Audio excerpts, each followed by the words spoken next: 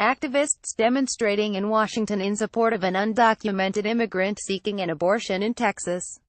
J. Scott Applewhite Associated Press Houston. She was already 9 weeks into her first trimester by the time she learned she was pregnant. And by then, she was already in federal custody at the border in South Texas, one of the multitude of so-called unaccompanied minors who are caught trying to enter the United States without their parents or relatives. She was just 17 years old. That simple pregnancy test set off a dramatic legal battle between civil rights lawyers and the Trump administration, after the teenager made it known that she had decided to have an abortion. Lawyers and advocates for the girl accused federal immigration and health officials of preventing her from having an abortion and of taking extraordinary steps to persuade her and other undocumented pregnant minors to have their babies rather than abort them. On Tuesday, a federal appeals court in Washington sent the case back to a lower court and required the Trump administration to allow the girl to undergo an abortion procedure.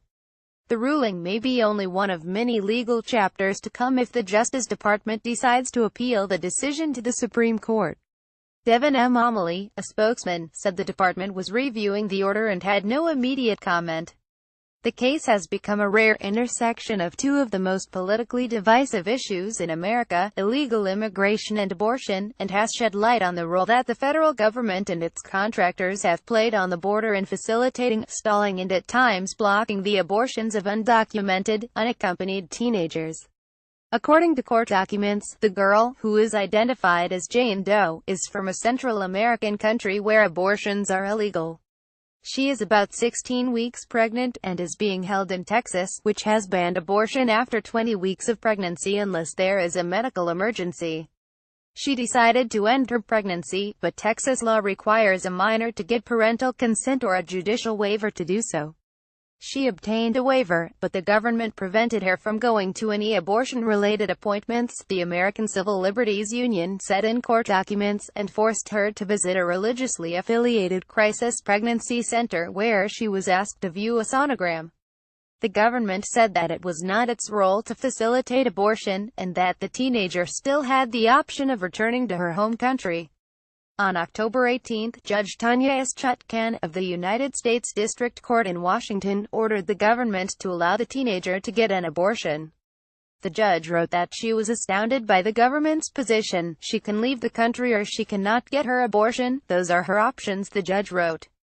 But last Friday, a three-judge panel of the United States Court of Appeals for the District of Columbia Circuit gave the government until October 31 to find a sponsor who could take custody of the girl while the immigration courts determined whether she should be deported. Undocumented minors are often placed with sponsors, and a sponsor would be able to take the girl to have the abortion. The ACLU, which is representing the girl, called it far-fetched to expect the government to find and vet a sponsor so quickly. Given the stage of the pregnancy, the ACLU asked the full appeals court to hear the case. On Tuesday, the full court reversed the decision that gave the government until October 31, every step of the way. The Trump administration has shown their true colors in this case, said Bridget Amiri, an ACLU lawyer representing the girl.